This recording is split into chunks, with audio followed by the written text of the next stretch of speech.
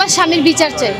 সে তার নিজের মেয়েকে সে বিয়ে করতে চায়। সে আমাকে বলতেছে আমার মেয়েরে আমি পাইলে লাইলে বড় করতাম, সে নাকি আমার মেয়েরে বড় হইলে শাদি করবে। আরো অনেক বিভিন্ন ভাষায় নোংরা ভাষায় কথা বলে। এগুলো সব প্রমাণ আমার কাছে আছে। মানে সে ভাবছিল আমার যেহেতু বাবা মা নাই, আমাকে বিয়ে করে আমাকে বাহিরে নিয়ে আমার টাকা পয়সা যা আছে সবকিছু আত্মসাৎ করে একটা সময় সে আমাকে ইউজ করে ছুঁড়ে ফেলে দিবে, এটাই তার মতলব ছিল। তো আমি যখন এয়ারপোর্টে আসছি, এয়ারপোর্টে আসার পরে মানে আমার পাশে আমার আল্লাহ ছাড়া কেউ ছিল না। আমি যে মানে ধরেন কোথাও যাইয়া দাঁড়াবো, কোথাও যাইয়া থাকবো, আমার সেই জায়গাটা নাই। এবং কি আমি যে এই বাচ্চাটাকে নিয়ে মানে কিছু খাবো সেই অবস্থাটা আমার নাই। 2017-র মাঝখান থেকে তার সাথে আমার প্রেম হওয়ার পরে 2021-এ 11 মাসের 16 তারিখে সে বাংলাদেশে আসে, 17 তারিখে সে আমাকে বিয়ে করে। তার সাথে একসাথে থাকতাম, আমাকে কোম্পানি বিষয় নেওয়া হয়েছিল। আমি যে কোম্পানিটাতে থাকতাম ওই কোম্পানিতে হচ্ছে বাচ্চা নেওয়ার কোনো অ্যালাউ নাই কেন। তবে সে চাইছিল বাচ্চাটা নষ্ট করে আমি কুয়েত থেকে যাই, তো আমি চাই না আমার বাচ্চাটাকে নষ্ট করতে। ও যদি বাচ্চাটাকে স্বীকার করে তাহলে সে তো আমাকে অবশ্যই স্বীকার করতে হবে।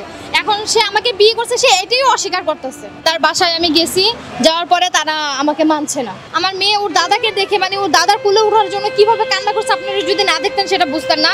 তাও সেই ব্যক্তি আমার মেয়েটাকে একটু কোলে নেয়। তখন আমি টাকা দিছিলাম, তখন আমি ফেরেস্তা ছিলাম। এখন আমি টাকা দিতে পারি না, এখন আমি শয়তান হয়ে গেছি এদের কাছে। আমার হাজবেন্ড আমাকে বিয়ে করার 17 দিন পরে আরেকটা মেয়েকে বিয়ে করছে। এখন সেই বউকে নিয়ে আসছে বাড়িতে। আসলে প্রশাসন অবধি নিতে গেলে টাকা পয়সা লাগবে, যে জায়গায় আমি নিজে খেতে পারছি না, তাহলে আমি প্রশাসন অবধি কিভাবে যাব বলেন?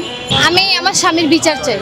আমার স্বামী আমাকে বিয়ে করে দিনের পর দিন ঠকাইয়ে এখন আমাকে আমার বাচ্চাকে অস্বীকার করতেছে। মানে আমার বাবা মা নাই, আমার টাকা পয়সা নাই, আমার টাকা পয়সা যা ছিল সব ও আত্মসাৎ করে এখন আমাকে আর আমার বাচ্চাকে অস্বীকার করতেছে। আমার বিয়ে হয়েছে 2 বছর। মানে সে ভাবছিল আমার যেহেতু বাবা মা নাই, আমাকে বিয়ে করে আমাকে বাহিরে নিয়ে আমার টাকা পয়সা যা আছে সবকিছু আত্মসাৎ করে একটা সময় সে আমাকে ইউজ করে ছুঁড়ে ফেলে দিবে, এটাই তার মতলব ছিল। 2017-র মাঝখান থেকে তার সাথে আমার প্রেম হওয়ার পরে 2021-এ 11 মাসের 16 তারিখে সে বাংলাদেশে আসে, 17 তারিখে সে আমাকে বিয়ে করে।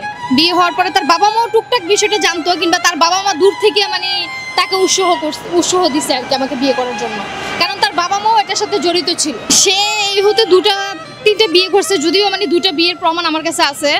আর হচ্ছে বিভিন্ন মেয়েদের সাথে প্রেম করে মেয়েদের কাছ থেকে টাকা হাতায় আইনা ওই যে বাড়িতে জায়গা জমিন কিনা বিল্ডিং করছে। আমি তার কাছে গেছিলাম, আমি তার কাছে যে 1 বছর ছিলাম। সে আমাকে বিয়ের প্রায় 6-7 মাস পরে সে আমাকে নিয়ে গেছে। তার সাথে একসাথে থাকতাম, আমাকে কোম্পানি বিষয় নেওয়া হয়েছিল, আমি কোম্পানিতে কাজ করতাম।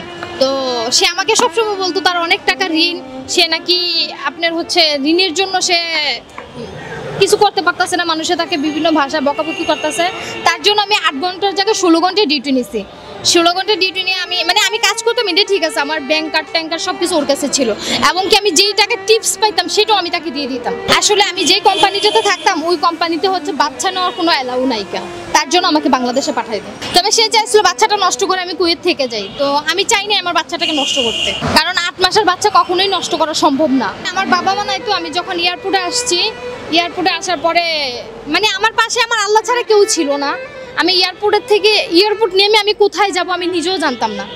আমি যখন মানে বাংলাদেশে আসি তখন আমার 7.5 মাসের আমি গর্ভবতী। আমি যে কোনো বাসায় যাই উঠবো আমার সেই অবস্থানটা ছিল না। আমি এই বাচ্চাটাকে নিয়ে 1 মাস, আজকে এদিকে কালকে ওইদিকে এরকম করে আমি 1 মাস ছিলাম। 1 মাস থাকার পরে আমি মানে যখন আমার ডেলিভারি হয় তখন আমার পাশে আমার আল্লাহ ছাড়া আর কেউ ছিল না। আমি একলা কলমিটোলা সরকারি হসপিটাল গেছি, ঢাকা মেডিকেল গেছি, তারপর 5 মেডিকেল যাই আমি আমার বাচ্চাকে ডেলিভারি করছি। আমার পাশে কেউ ছিল না আল্লাহকে ছাড়া আর আমি ছাড়া। ও যদি বাচ্চাটাকে স্বীকার করে তাহলে সে তো আমাকে অবশ্যই স্বীকার করতে হবে। এখন সে আমাকে বিয়ে করছে, সে এটাই অস্বীকার করতেছে। সে এখনো অস্বীকার করতেছে সে আমাকে বিয়ে করে নেই। আমার কাছে বিয়ের কাবিন বলেন, আমি কোনদিন কুয়েত গেছি, কোনদিন আসছি, আমার আকামা ব্যাংক কার্ড সবকিছুর প্রমাণ আমার কাছে আছে।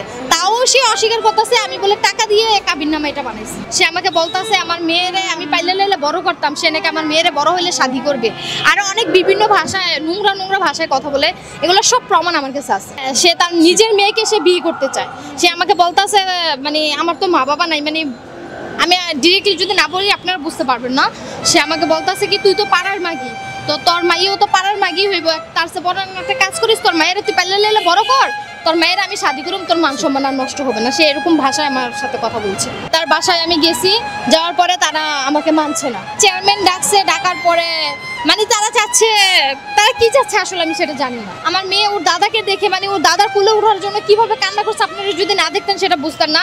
তাও সেই ব্যক্তি আমার মেয়েটাকে একটু কোলে নেয়। তবে সেই ব্যক্তি কিন্তু আমি কুয়েত থাকতে বলছে যত কিছুই হোক বাচ্চাটা কিন্তু তুমি নষ্ট করুন। তখন আমি টাকা দিছিলাম, তখন আমি ফেরেস্তা ছিলাম, এখন আমি টাকা দিতে পারি না, এখন আমি শয়তান হয়ে গেছি এদের কাছে। আমার হাজবেন্ড আমাকে বিয়ে করার 16 দিন পরে 17 দিন পরে আরেকটা মেয়েকে বিয়ে করছে, এখন সেই বউকে নিয়ে আসে বাড়ি। ওই মেয়ের বাসা হচ্ছে নৌসুন্দি।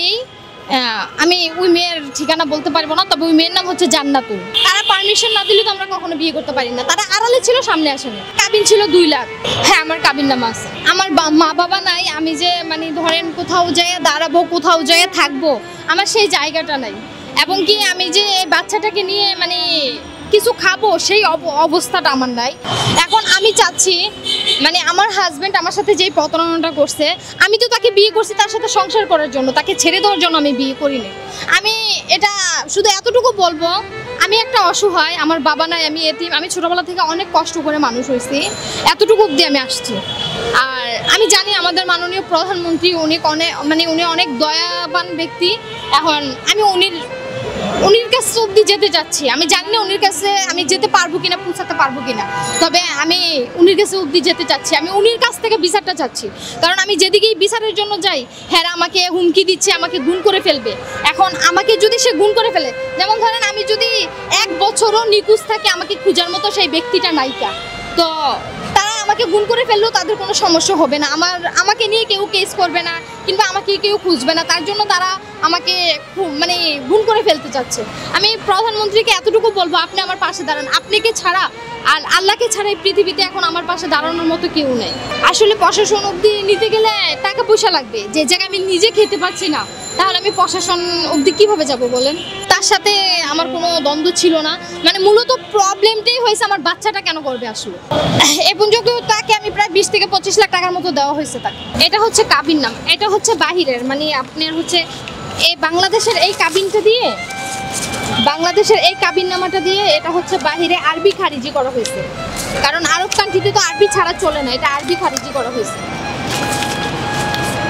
এই যে, আর এটা হচ্ছে আমার কাবিন। মূলত কি আপনি তার সংসার করতে চাচ্ছেন না? হ্যাঁ, আমি তার সংসার করতে চাচ্ছি। আমি থানায় গেছিলাম, যাওয়ার পরে আমি চিটাঙ্গুর থানায় গেছি। এখন হেরা বলতেছে কি আপনি যেহেতু ইয়াটা নৌসুন্দি, আমি নৌসুন্দি থানা যেতে। এখন নৌসুন্দি যাওয়ার পরে নৌসুন্দি থেকে আমাকে বলছে আমি চিটাঙ্গুর থাকি, আমি চিটাঙ্গুর থানায় যেতে মানে। আমি তো বললাম আমি দুনো থানায় গেছি, দুনো থানায় যাওয়া না, আমাকে সেম কথাই বলছে। আমার নাম হচ্ছে খাদিজা ইসলাম পপি, আমার বাড়ি হচ্ছে কুমিল্লা, আমার গ্রাম হচ্ছে কুরসে।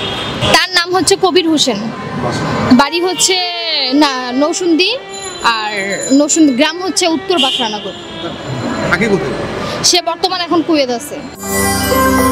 সত্য, বস্তুনিষ্ঠ ও নিরপেক্ষ দৈনিক জনবাণী।